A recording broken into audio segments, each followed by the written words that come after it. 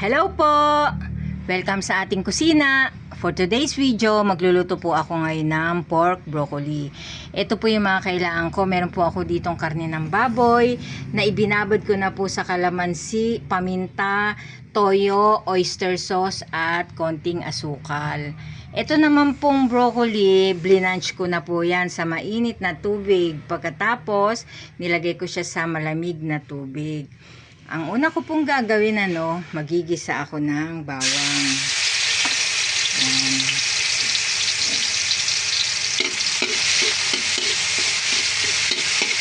Hayaan ko lang siya dyan maging golden brown. Yan, ginagawa natin siyang golden brown para ma-achieve natin yung hinahanap natin bango. Yung bango ng bawang sa ating niluluto. Yan. Kapag medyo golden brown na, isunod na natin ang sibuyas. Itong sibuyas naman, hintayin natin siyang maging transparent.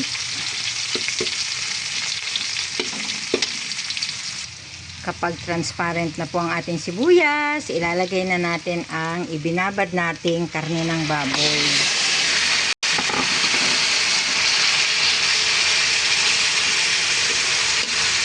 Yan, mga 30 minutes ko po yan ibinabad. Nilagyan ko po yan ng, yung 1 kilong karne ng baboy po, ang inilagay ko 4 na kalamansi, pamintang pino, toyo, oyster sauce, at mga 2 kutsarang asukal. Yan. Takpan lang po natin yan para maluto ang ating karne. Haluin po natin yan paminsan-minsan para pantay ang pagkakaluto ng ating karne.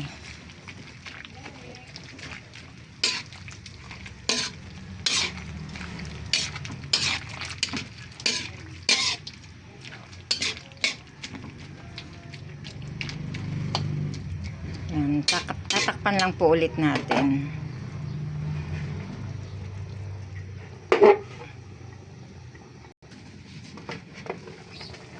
Yan. After 40 minutes, luto na po yung ating karne ng baboy. Titimplahan na po natin yan. Lalagyan po natin yan ng pampalasa. Yan. Ng paminta.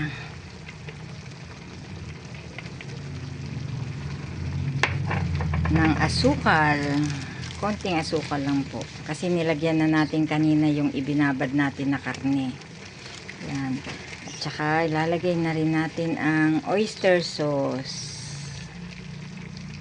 Pampasarap ng ating lutuin. Dagdagan po natin ng toyo. Para medyo may kulay. Hindi siya maputla. Yan. Haluin lang po natin yan.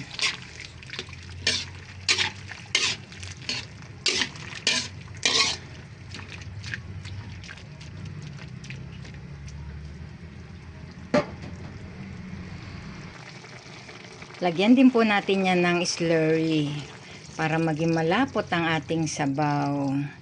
Yan. Tinunaw ko po yung cornstarch sa konting tubig.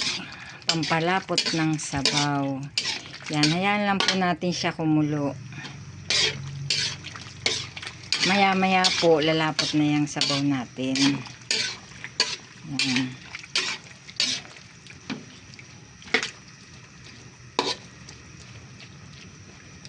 Yan, pwede na po natin ilagay ang ating blinanch na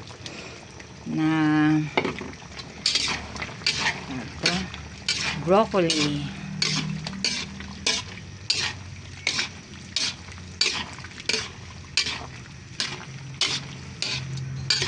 Sa sobrang sarap, nakakalimutan kung anong ilalagay. Kung anong pangalan ng ilalagay.